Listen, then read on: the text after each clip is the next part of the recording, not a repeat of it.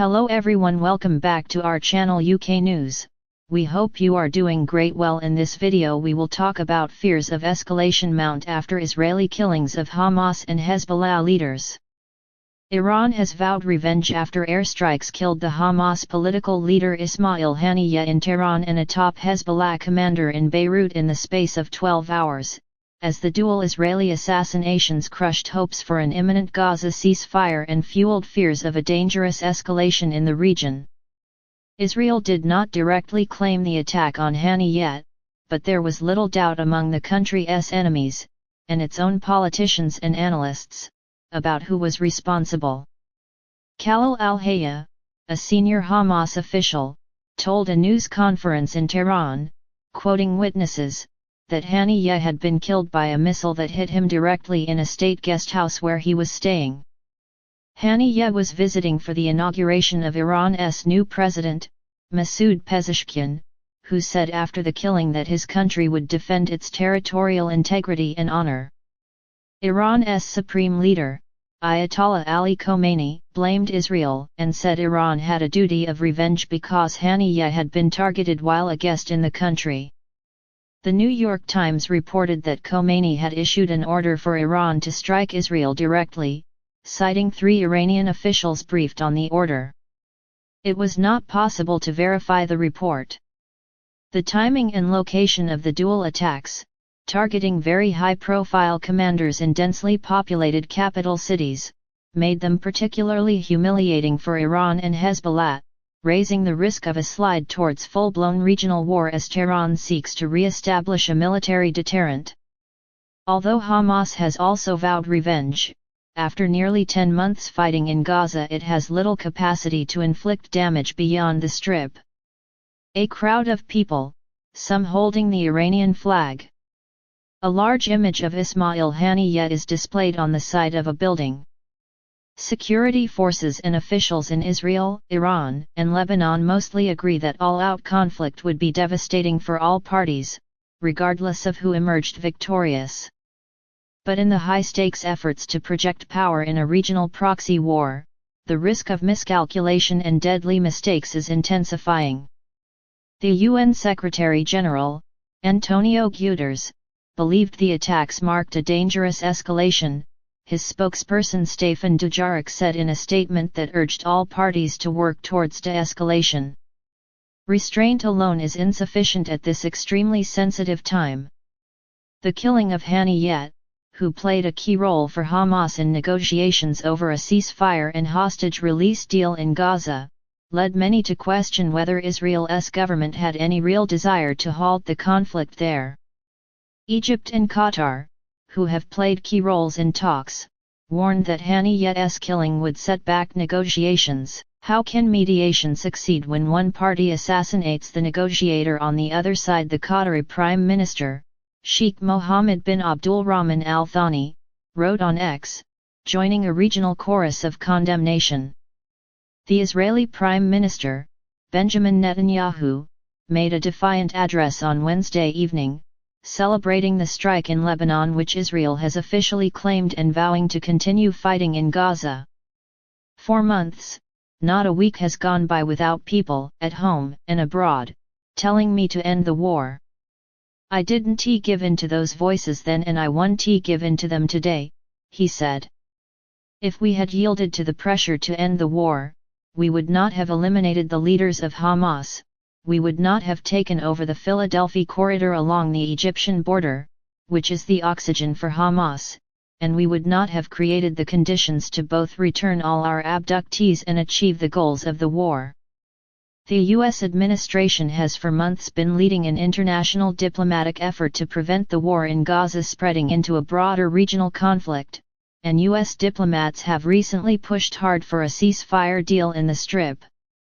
The U.S. Secretary of State, Antony Blinken, said on Wednesday that Washington had not been aware of or involved in Haniyeh's assassination, and that a ceasefire deal for Gaza was still vital. The road to de-escalating regional conflicts with Iran and its allies, from Hezbollah at Israel's northern border to Houthis in Yemen, runs through Gaza.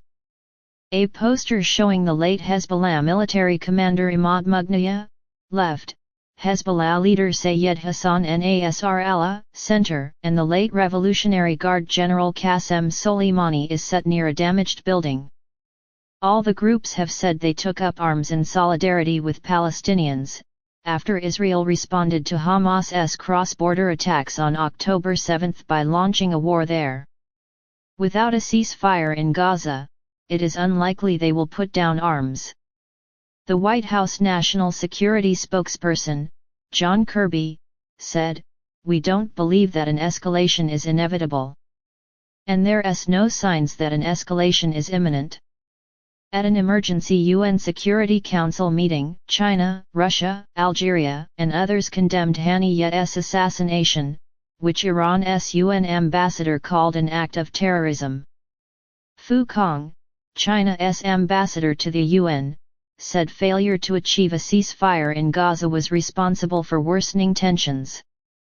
The Palestinian representative, Fada Abdel Hadi Nasser, condemned Haniyeh's killing, saying violence and terror are Israel's main and only currency.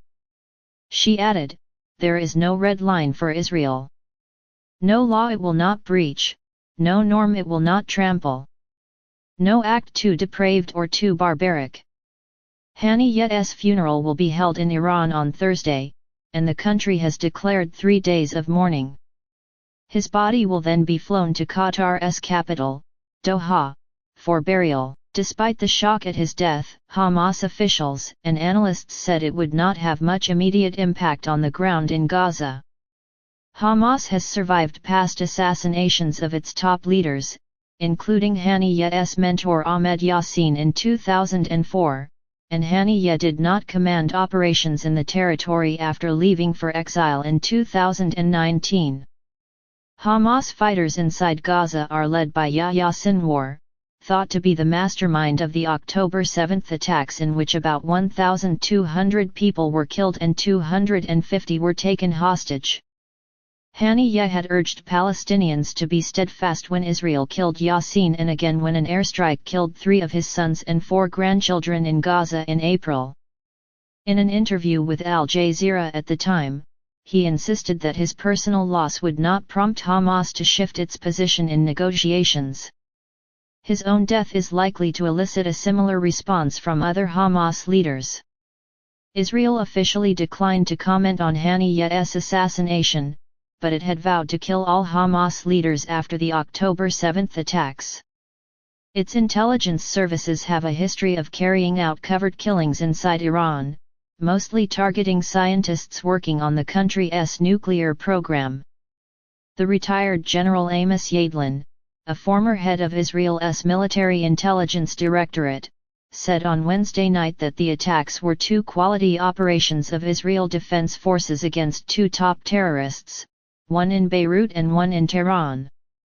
Haniyeh's death came hours after Hezbollah's top military commander, Fuad Shukr, was killed in an airstrike on a South Beirut suburb launched in retaliation for a rocket attack that killed 12 children at the weekend.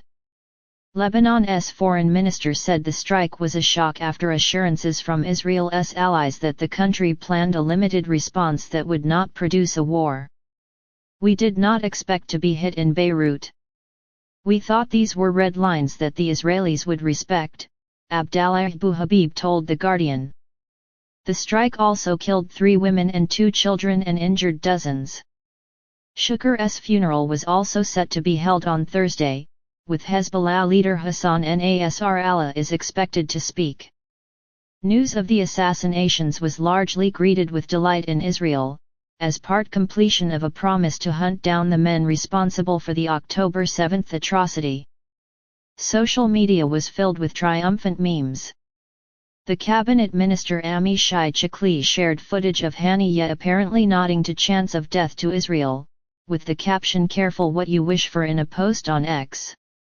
It was also seen as a vindication for the security forces after the failures of October 7. It really revives a little bit of the lost dignity of the intelligence community of Israel, said Tamir Heyman, a retired general who, like Yadlin, served as head of defense intelligence. However, he said the tactical impact would not change Israel's overall position, nearly 10 months into its war in Gaza. In terms of the overall strategic posture of Israel and the complicated situation we are facing to stop the war and achieve all our goals, it really does not change a lot. He called on the government to use its military advantage now to push for a ceasefire deal and the return of hostages, and then turn its attention to securing the northern border. If we continue relying on those very good tactical achievements, we are basically in the same place we have been yesterday, he said.